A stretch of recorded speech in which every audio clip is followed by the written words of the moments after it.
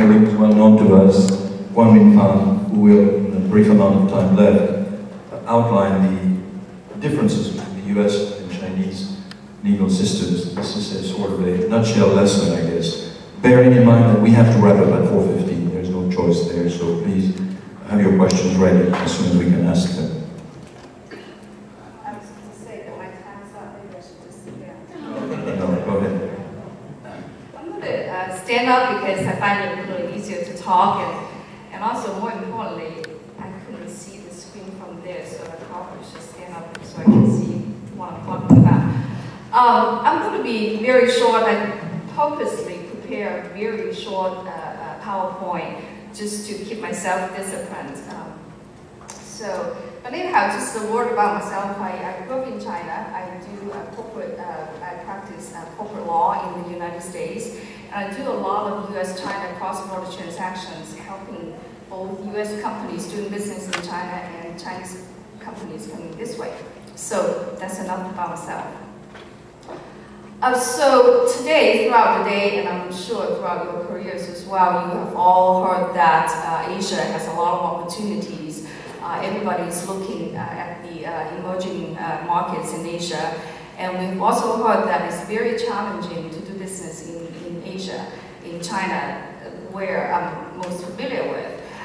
So I want today, I'm not going to get into the really substantive points of the legal system, the law and all that, but I wanted to take a look at some of the systematic differences between US and China so that hopefully that will help us understand why we're facing all these challenges. And you know, my point is that if you know what you're dealing with, you understand the differences, it's a lot easier to adapt.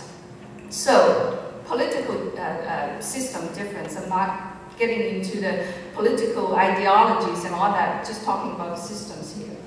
In China, it's a centralized system. You have the central government, you have the provincial government, you have the state, the cities and the local governments. And theoretically, I emphasize theoretically, it's a coherent system. The message, the policies from the central government is supposed to carry out all the way down to the local levels. Realistically, it doesn't always happen that way. By no means I'm saying that the local governments will fully implement the central government policies. There are all sorts of variations when it comes to implementation, and we'll touch on that a little bit and talk about how that affects business behaviors and how that affects business activities as a foreign company. But on the other hand, in the United States, you have a federalist system. The federal government and state governments share the power with regard to different subject matters, different jurisdictions. So on certain things, the local government may have exclusive jurisdiction that the federal government cannot touch. Land use, for example, is an area that is entirely local. That different political government system has created a lot of confusion when a Chinese company comes to invest in the United States, in Georgia, because one good example that we've had, I think, working with Jorge, is that the state government would recruit a Chinese company, they'll come, and they expect the state government to solve all their problems for them, because that's how it happens in China. You have a good relationship with the government, they'll take care of you. But here, despite all the goodwill, despite all the good intentions, sometimes they don't have that jurisdiction, they don't have that authority to get things done for you. So that has created a lot of confusion, if you will. So another point is that, as you all know, China has been moving toward market economy only in the last 30 years. Before, everything was owned by the state, everything was owned by the government, and there is still, even though China has changed a lot, there's still a lot of remnants in that system, in that mindset. Government is everywhere in your business dealings. One good example is that how difficult it is to set up a company in China.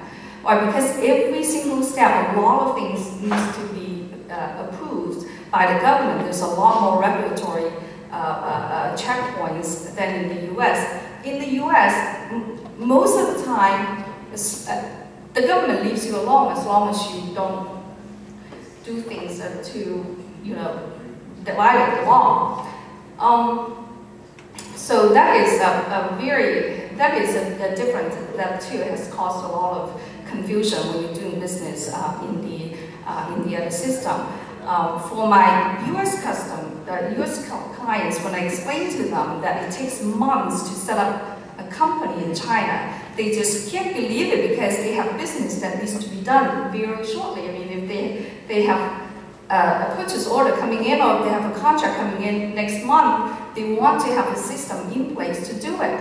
And when they hear that it's just not going to happen, it creates a lot of problems. And on the flip side, when a Chinese company comes here and asks me to help them set up a company here, and I tell them it takes a day or two, they have this like, I don't believe you, you must be leaving something out kind of thing in their law. And they say, well, that's not just going to happen. But that is, I want to point this out to show you how a systematic difference can affect business behavior and business activities. The legal system. I came to the United States in the late 1980s and early 90s. And before then, seriously, when I left China, there wasn't anything close to a mature modern legal system in China. You have the prosecutorial system, you have the criminal legal system, but there wasn't any legal system that resembles a modern legal system. So it's a very new one. And historically, the country is governed by men, right? But on the other hand, in the US, the legal system is in place. Day one, when the country was founded, it was inherited from the British. So it's a very different mindset. When business people do business here, they think of the legal liabilities. They think of how the legal system affect their business behaviors. In China, they rely on their guts.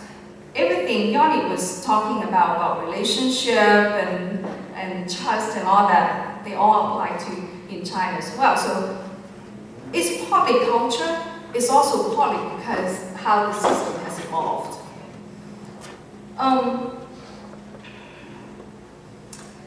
Another thing to keep in mind is that a lot of the laws on the books in China now are adopted in the last 10 years. A lot of them were adopted in connection with China's accession to the WTO.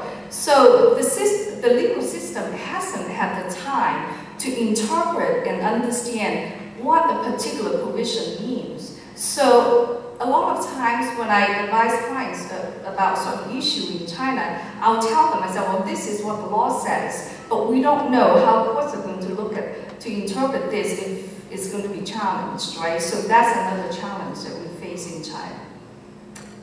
Okay, let's see. Judges, just very quickly, judges, still a lot of them, even now when you look at the criteria for being a judge, you do not have to have a legal education. Having a legal education will substitute some of the experiences, but if you don't have a legal education, if you work in a certain area with certain experiences and you take the test and pass, you can become a judge, which is one of the reasons that I advise all of my US clients that if you do business in China, do whatever you can to avoid litigation. If there is dispute issues that you have to deal with, go with arbitration. Okay. So we kind of touched on some of that in a little bit along the way. Because of the systematic differences, a lot of the rules in China is very localized. And that is because even though China has a centralized vertical system, a lot of local governments, the lower level governments, will try to interpret the policies, the laws that the central government promulgate or the ministries promulgate. And inevitably, they all come up with different interpretation in implementing rules. So, and China is huge, as you all know, and so you really, when you think about doing business in China, you really have to look at the local situation. And another thing I want to mention, given the time, I'm not going to go through every single point, but one thing I want to mention is that practice oftentimes can vary greatly from what the rules are and what the laws are. That is something to keep in mind. Some of it you need to be mindful of. I'm not suggesting at all that do everything the Chinese do, because my last point on this slide is that what you do over there, well, not on this slide, but maybe the next one. My last point is that what you do over there could have implication for your business back home. So, for example, Foreign Corrupt Practices Act issues, tax issues, a lot of those, there are a lot of legal issues that could become a problem, I mean, if you're not mindful of what you do. So I'm a little thrown off a little bit because of the time difference.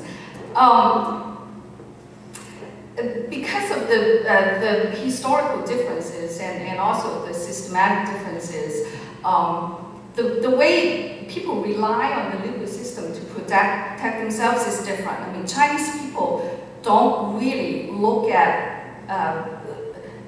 like the legal document or the legal system to make sure that they are fully protected. And that's how US business people operate. You want to have a contract that you're comfortable with. You want to make sure that the contractual provisions that you want are there to protect you. And China is moving toward that way, but mentally, conceptually, that's not where they are right now. They still, to a large extent, rely on their comfort with each other to do business. And I mentioned a little bit, there's a little disconnect between business practices and the law. I have some examples that I thought of earlier, but I kind of forgotten. Anyhow, so one last slide, I promise, 2 minutes. What do you do? I think earlier this morning someone mentioned that leave your US ideas at home. I would repeat the same thing. Keep an open mind, try to go in with the idea that you're going to accept the differences in the system, but in the same time, do not lose your common sense. I mean, after drinking all those drinks and karaoke or whatever, keep your business common sense. So don't let that confuse you. And then seriously, hire someone who knows the differences in the two countries to help you navigate. And the last point I have covered. With that, thank you.